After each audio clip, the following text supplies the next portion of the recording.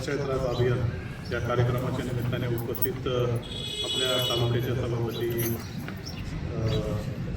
शेळकंदेताई, उपस्थित उपसभापती ज्यांनी आत्ताच खरं तर मार्गदर्शन केलं, लांबून येऊन त्यांनी पटकन अभ्यास केला आणि आम्ही जवळ असून थोडा अभ्यास करायला मी वाचलं नाही, ते खरं सांगतो. मी बघितलं पटकन आणि म्हटले बोला ठेवून दिलं, त्यामुळे मला काही वाचता नाही आलं.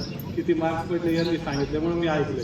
आम्ही दोले साहेब उपस्थित हे आपल्या गावाचे पंचायत समिती सदस्य व गटनेते आदरणीय जयसिंगांना, वावळताई, पंचायत समितीचे सदस्य, गावाचे सरपंच तुषार भाऊ, उपसरपंच वावणसर, आपल्या या अभियानाचं खरं तर ज्यांनी अतिशय सुंदर पद्धतीने काम केलं ते आमचे सुनील भाऊ, आपले ग्रामविकास अधिकारी असणारे राहुल साहेब, माजी ग्रामपंचायतच्या सरपंच अंजलीताई असतील, आपल्या पोलीस पाटील शुभंगीताई, सर्व ग्रामपंचायत सदस्य, उपस्थित सर्व ज्येष्ठ मान्यवर.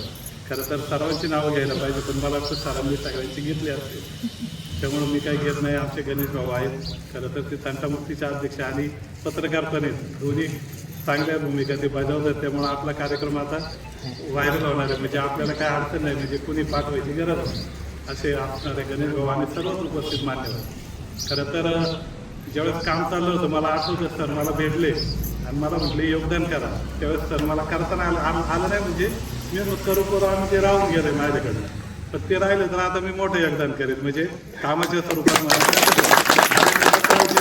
सांगितलं की काम खरंच म्हणजे आमचं येणंही तेवढ्या प्रमाणात झालं नाही, किंवा लोकांना लय म्हणजे घरोघरी जाऊन म्हणावं इतकं असं लोकांच्या घरी नाही आम्ही गेलो, परंतु लोकांना जे करायचं होतं त्यांनी अतिशय म्हणजे उदारमनाने केलेलं आहे. त्याच उदारमनाने कामही आम्हाला करायला लागणार आहे, कारण तुम्ही जे प्रेम दाखवले त्यातून उतराई होण्यासाठी की आम्हाला संधी, कारण याच्यापूर्वी आम्ही फक्त सुखदुःखात येऊ शकत होतो, पण काम काही तुमच्यासाठी करू शकत नव्हतो. आता ती संधी तुम्ही आम्हाला उपलब्ध करून दिली.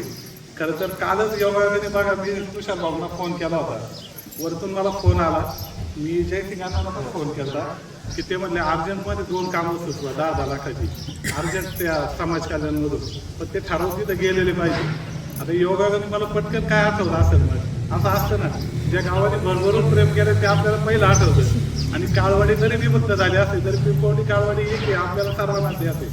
आणि माझ्या आमदार दसरा शेठचं या काळवाडीवर प्रेम किंवा दसरा शेठला ओळखायचे म्हणजे काळवाडी आणि दसरा शेठ हे समीकरण होतं, हे तुम्हाला जुन्या लोकांना सर्वांना माहिती आहे. मी पहिला फोन तुषार भाऊंना केला तर ते आमच्याकडनं समाज कल्याणचं काही गेलेलं नाही. मग मी म्हटलं आता काय करू, मग मी पिंपरीला केला, त्यांच्याकडनं गेले नव्हते, मग पिंपवडीला केला.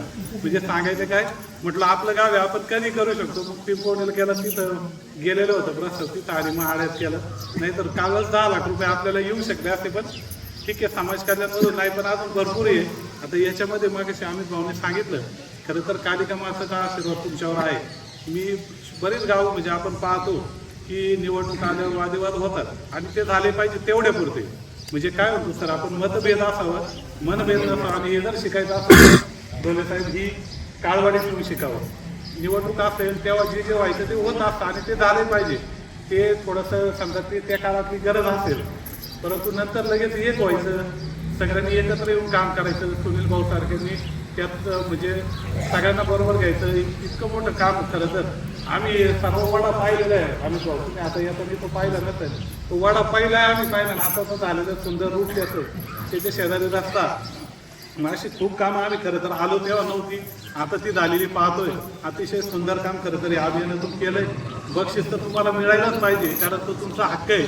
तर त्यासाठी काय जर मदत लागली तर मला ते माझी धन्यता वाटेल किंवा मला त्याच्यात काही करता आलं. खरं तर तुम्हाला जे करायला आलं ते तुम्ही करून झाले. मग अशी आम्ही पाहुणे सांगितलं मला तर 93 तुम्ही मार्चमध्ये पोहोचलेत आणि त्यात आता बऱ्याच गावांनी घेतला असेल भाग. पण आपलं काम खरंच अतिशय चांगलं आहे. जे काम करायचं होतं ते गावाने एकत्र येऊन सुनील भाऊ तुम्ही असतील, सरपंच असतील, उपसरपंच असतील, तर सर्व ज्येष्ठ मंडळांना तुम्ही बरोबर घेतलं आणि अतिशय सुंदर काम आता झालंय.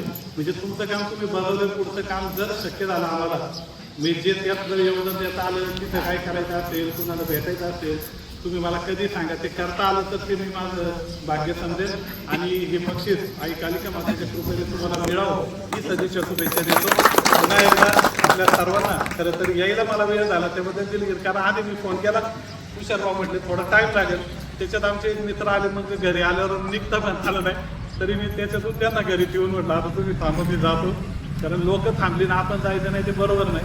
तरी पुन्हा एकदा आपली दिलगिरी व्यक्त करतो, पुन्हा एकदा या कार्यक्रमाच्या निमित्ताने आपल्या ग्रामपंचायतला शुभेच्छा देतो की हे बक्षीस आपल्याला मिळावं. ऐकालिका मातेचा आशीर्वाद तर आपल्याबरोबर आहेच आणि त्यात जर काही योगदान देता आलं, मी आहे, जयसिंगाना आहे, सभापती आहे, ताई आहेत आणि आमचे आपले सर्व सदस्य आहेत, आम्ही भाऊ आहेत, भावत आहेत, आपण सर्वांनी मिळून खरं तर त्यासाठी प्रयत्न करू.